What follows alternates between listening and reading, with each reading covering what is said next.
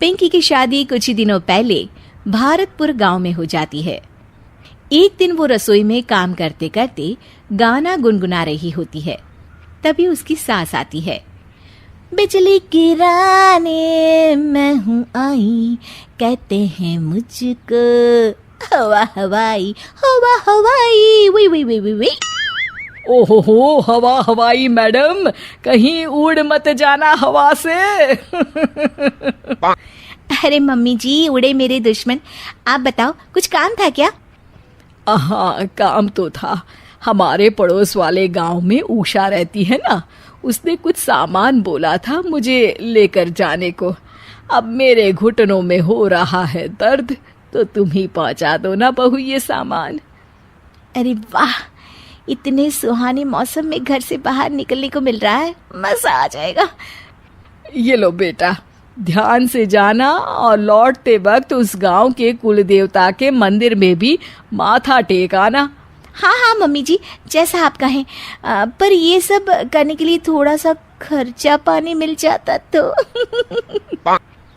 अरे पानी तो तुम्हें उषा पिला देगी, और खर्चा तुम ज्यादा करना मत, ठीक है बहू? जाओ, शाम तक घर लौट आना, ठीक है बहू रानी? सास वहां से चली जाती है और पिंकी पड़ोस वाले गांव में पहुंचती है और उसे कुल देवता का मंदिर दिखाई देता है। पहले मंदिर होकर आऊं कि सामान देकर आऊं? चलो मंदिर ही हो आती हूँ। पिंकी मंदिर के पास जाती है, तभी उसका पैर एक पत्थर से टकराता है। हाय रो, मर गई रे। पिंकी देखती है कि वो पत्थर चमक रहा होता है। पिंकी वो पत्थर उठा लेती है। अरे, ये पत्थर तो चमक रहा है। वो पत्थर देख ही रही होती है कि तभी उसे एक आवाज सुनाई देती है।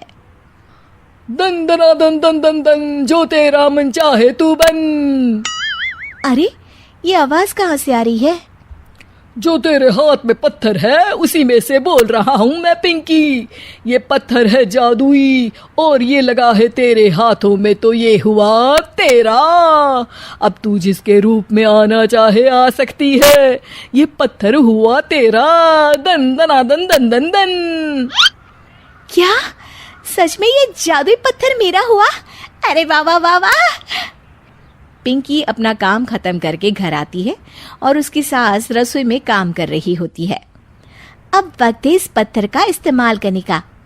बड़ी थकान हो गई है रास्ते में, सासू माँ से थोड़ी सेवा करवा लेती हूँ। पिंकी पत्थर को हाथ में लेकर अपने ससुर का रूप धारण कर लेती है। अरे ओ कमलेश की माँ, इधर तो आना जरा। क्या हुआ जी, क्यों चिल्ला रहे हैं? अरे मेरे सर में बड़ा दर्द है, जरा सर और कंधे की मालिश तो कर दो। मैं आपको मालिश वाली दिखती हूँ क्या? जाइए, किसी नाई के पास जाइए और कराइए मालिश। जी भर के कराइएगा। अरे तुम ही तो हो मेरी मालिश वाली। तुम्हारे कोमल कोमल हाथों से जब ये खूबसूरत उंगली में बालों में मालिश होती है, आहा, सर दर्द हो या कैसा भी दर्द भाग जाता है। आप भी ना, आपने पहले तो कभी मुझसे ऐसे बातें नहीं की। आइए बैठिए, कर देती हूँ मालिश। पिंकी की सास पिंकी की मालिश कर रही होती है और पिंकी को बड़ा ही आनंद आ रहा होता है। इसे कहते हैं स्वर्ग की जिंदगी। सासू माँ के हाथ किसी हथौड़े से कम नहीं है, पर फिर भी फ्री की मालिश तो मिल रही है ना। वाजी वाजी वाह। कुछ देर बाद पिंकी अपने कमरे में आ जाती है और पिंकी के असली ससुर घर आते हैं। पिंकी की सास अपनी तारीफों से बाहर ही नहीं निकली होती है। सुनिए जी, आज ना आपकी बातों ने तो मन ही मोह लिया मेरा। बातें? कौन सी बातें? अरे वही कि मेरे इतने मुलायम हाथ और इतनी खूबसूरत उंगलियां हैं।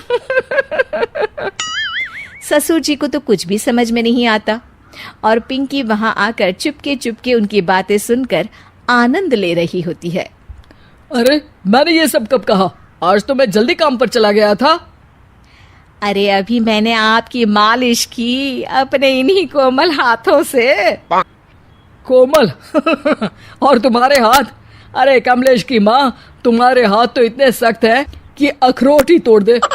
मैंने तो आज तक तुमसे इसलिए मालिश नहीं करवाई, तुम्हारे हाथों को देखकर तो मुझे वो डायलॉग याद आता है, ये 2.5 किलो का हाथ जब किसी पर पड़ता है ना तो आदमी उठता नहीं, उठ जाता है। सास को गुस्सा आ जाता है। आए बड़े मेरे हाथ को 2.5 किलो का कहने वाले, अरे खुद की तोंद देखी है, बारात का ढोल भी शर्मा जाए देखकर।